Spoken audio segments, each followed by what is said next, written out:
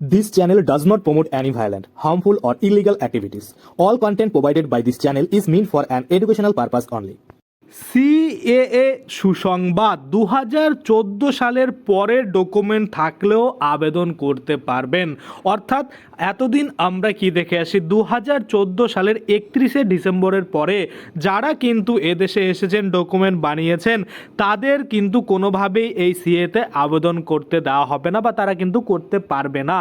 কিন্তু বর্তমানে সিএএতে কিন্তু পরিষ্কারভাবে বলা হচ্ছে যে 2014 সালের পরে যদি আপনার ডকুমেন্ট তৈরি হয়ে থাকে তারপরেও কিন্তু আপনারা আবেদন করতে পারবেন, কিন্তু তার জন্য কিছু টার্ম অ্যান্ড কন্ডিশন কিন্তু রয়েছে। তো কি সেই টার্ম অ্যান্ড কন্ডিশন, কেনই বা এই 2014 সালের পরের যারা ডকুমেন্ট বানিয়েছে তাদের আবেদন করতে দেওয়া হচ্ছে, সমস্ত কিছুই কিন্তু আজকে আমরা এই ভিডিওর মাধ্যমে আলোচনা করব। তো চলুন বেশি দেরি না করে ভিডিওটা শুরু করা যাক। তো দেখুন, আপনারা যদি সিএ পোর্টাল চেক করেন তাহলে কিন্তু পরিষ্কারভাবে সেখানে দেখতে পাবেন সিএ পোর্টালে এফএকিউ সেকশন রয়েছে। সেই এফএকিউ সেকশনে গেলেই পরিষ্কারভাবে লেখা রয়েছে এই সিএ এর মাধ্যমে নাগরিকত্ব পেতে হলে আপনাদের কিছু নিয়ম কিন্তু ফলো করতে হবে। যেমন প্রথমত বলা হয়েছে 2014 সালের 31শে ডিসেম্বরের মধ্যে আপনাদের কিন্তু ভারতে প্রবেশ করতে হবে। ধরুন আপনি বাংলাদেশ থেকে এসেছেন, সেক্ষেত্রে কিন্তু আপনি যদি 2014 সালের 31শে ডিসেম্বরের মধ্যে ভারতে প্রবেশ করে থাকেন তাহলে কিন্তু আপনি আবেদনের যোগ্য। দ্বিতীয়ত বলা হয়েছে যে 2014 সালের 31শে ডিসেম্বরের মধ্যে ঢুকে আপনি কমপক্ষে 5 বছর ভারতে বসবাস করেছেন তাহলেই কিন্তু আপনি আবেদন করতে পারবেন। এবং আরও বলা হয়েছে যে যে দেশ থেকে আপনি এসেছেন সেই দেশের একটা কিন্তু ডকুমেন্টস দিতে হবে, অর্থাৎ সেই গভর্নমেন্টের, ধরুন আপনি বাংলাদেশ থেকে এসেছেন সেক্ষেত্রে সেই বাংলাদেশের কিন্তু গভর্নমেন্টের যে কোনো একটা ডকুমেন্টস কিন্তু দিতে হবে।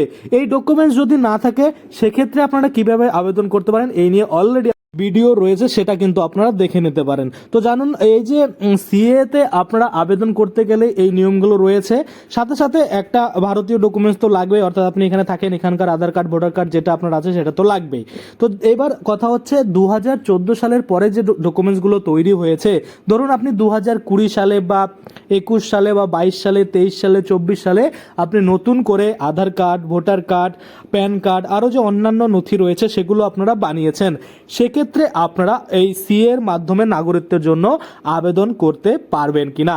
তো দেখুন, আপনারা যদি ভালো করে সিএ পোর্টালটা দেখেন সেখানে কিন্তু পরিষ্কার একটাই কথা উল্লেখ পাবেন, সেটা হচ্ছে 2014 সালের 31শে ডিসেম্বরের মধ্যেই আপনাদের প্রবেশ করতে হবে, তাহলেই কিন্তু আপনারা আবেদন করতে পারবেন।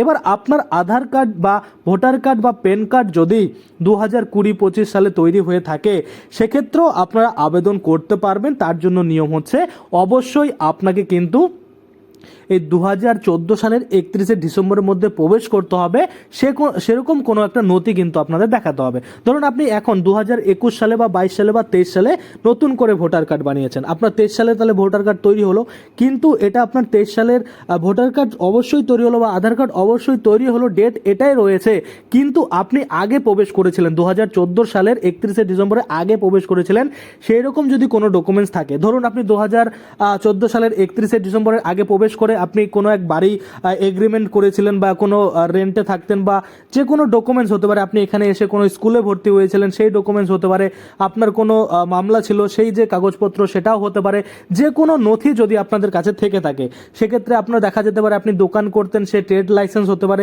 যে কোনো গভর্নমেন্টের দ্বারা নথি যদি আপনার কাছে থেকে থাকে বা উইদাউট গভর্নমেন্টের যদি থাকে যেখানে উল্লেখ রয়েছে ডেট যে হ্যাঁ আপনি 2014 সালের 31শে ডিসেম্বরের আগে কিন্তু ভারতে প্রবেশ করেছেন, তাহলে কিন্তু আপনারা আবেদন করতে পারবেন। অনেকেই এটা ভাবছিলেন যে 2014 সালের পরে যারা আধার কার্ড ভোটার কার্ড বানিয়েছে তারা হয়তো সিএতে আবেদন করতে পারবেন না। হ্যাঁ, অবশ্যই পারবেন না, কিন্তু এই টার্ম অ্যান্ড কন্ডিশনটা যদি আপনারা ফলো করেন যে আপনারা 2014 সালের 31শে ডিসেম্বরের আগেই ঢুকেছিলেন কিন্তু আপনাদের ডকুমেন্টস বানাননি বা বানাতে পারেননি, সেক্ষেত্রে কিন্তু তারা আবেদন করতে পারবেন। আশা করি আপনারা বুঝতে পারছেন।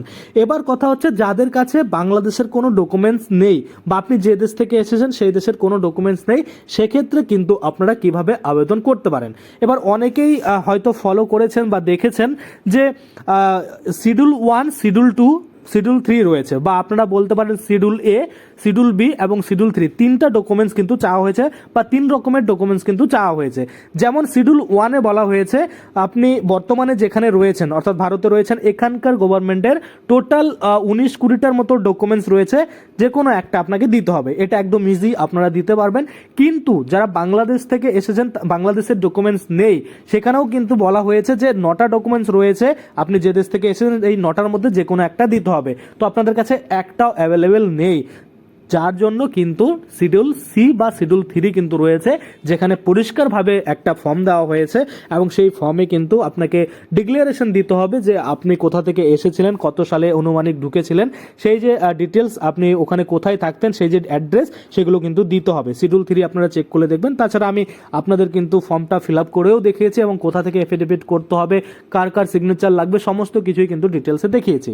এটা তো হলো। এছাড়াও কিন্তু আরও একটা সহজ পদ্ধতি অ্যাড করা হয়েছে, সেটা হচ্ছে স্থানীয় যে কোনো মানে ইনস্টিটিউট রয়েছে, সেখান থেকে যদি আপনি কোন ধর্মের মানুষ সেখানে যদি লিখে দেয়, তাহলেও কিন্তু আপনি আবেদন করতে পারবেন। সেক্ষেত্রে কিন্তু ওখানে পরিষ্কার বলা হয়েছে, যদি কোনো দুর্গাপূজা কমিটি থাকে, তারা যদি রেজিস্টার থাকে তাদের ক্লাব, সেই ক্লাবে যদি আপনাকে চিহ্নিত করতে পারে যে আপনি হিন্দু না মুসলিম না খ্রিস্টান না কি, সেক্ষেত্রেও কিন্তু সেই ডকুমেন্টস যদি দেন, তাহলেও কিন্তু আপনারা আবেদন করতে পারবেন। কিন্তু আবেদন করার পরে আপনারা নাগরিকত্ব পাবেন কিনা সেই ডকুমেন্টসের ভিত্তিতে, সেটা কিন্তু কেউই জানে না।